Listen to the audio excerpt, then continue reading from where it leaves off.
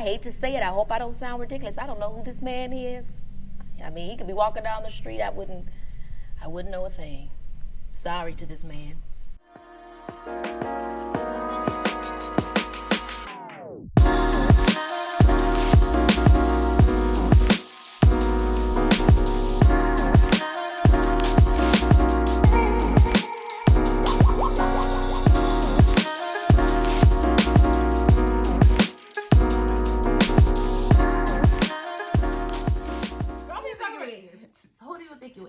But welcome back to another episode. Welcome back to another video.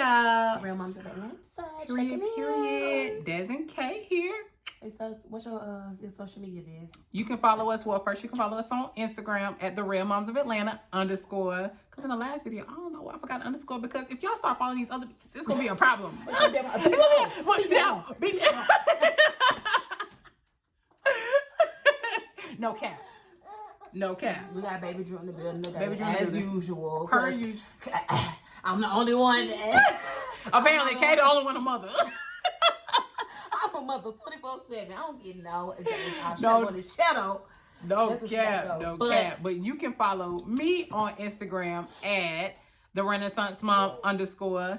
And you can follow Kay on Instagram at __ the real KK __. I didn't really need to Google me, baby. Period. Y'all remember that? You remember that song? No. Tiana telling me that song. What? Check my stats. I done got it out the mud, baby.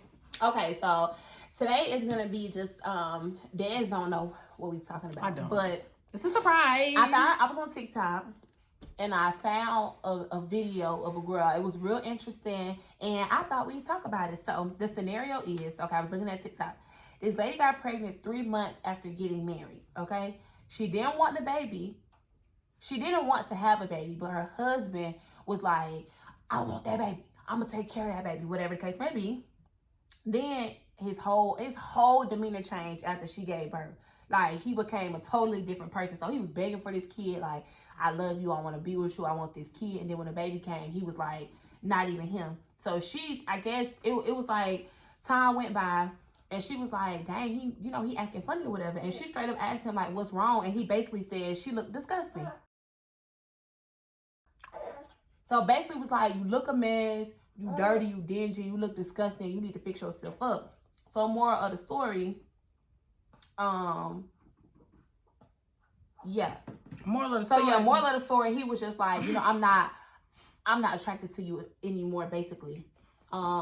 So I wrote some notes and, basically what I took, it's real messed up. Like, it's real messed up, especially like all the stuff you go through trying to, find time to even exercise or find time for yourself, let alone exercise. Your postpartum body. And you looking at, of course you look in the mirror and be like, dang, I used to be fine. Or dang, certain parts of you used to be snatched and now it's not snatched anymore. Not snatched at all. And sometimes you can eat right and exercise and still not lose the areas you want to lose. But, long story short, you can never be too sure about how somebody is going to react after big changes happen in your life. And that's why you even I feel like if you make sure you love somebody, you can never make sure somebody loves you back 100%. Like, you can show it for sure, but you become different when you get married. You become a different person when you have a baby. You become a different person over time in general. And then if the person is not willing to accept the changes you've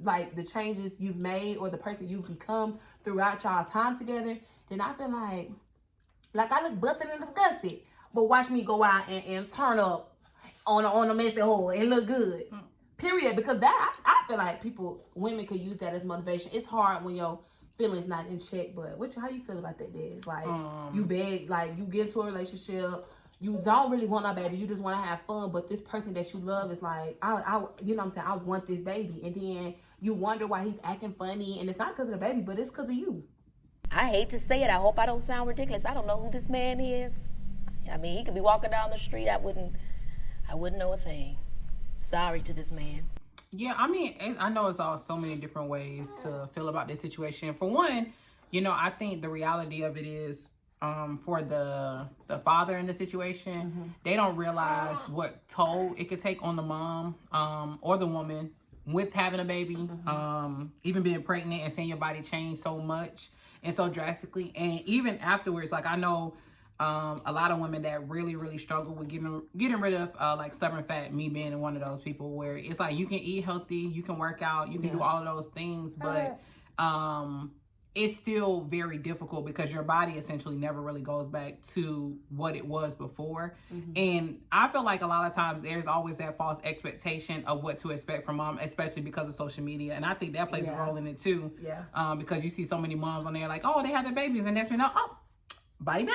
You know what I'm saying? And it's really not realistic. But it can be realistic for some people. Yeah, just not. I feel like not like I'm just talking about your like everyday 80% of your everyday moms. And I really want to see if there's like a statistics on it or of some sort. But I think it would be nice to actually see that because a lot of moms do get on like social media and may not feel like how me and Kay feel about our bodies. Like we could be more confident. That don't mean that we don't still have insecurities about like certain areas and things like that. But some women, we can't speak for all, but some women will sit here and compare themselves and feel less than because their body doesn't look like that, IG girl or that TikTok girl or whatever the case is. And the reality is, it's just something that changes as you become a new mom. And it's sometimes a lot of false expectations out there, not only on the mom, but even for the father, because like how you said, the spouse can change so much in that duration of time. And I feel like it's a nicer way to say certain things because, sometimes,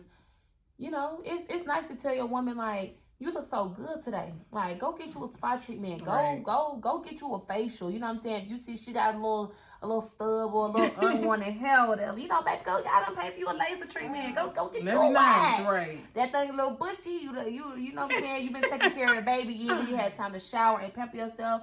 Go get your vaginas. Go get you a wax. And then when you come back, baby, I got something for you. But I just was scrolling on TikTok and, basically we just want to let new moms of 3, moms of 2, moms of many, moms of 1.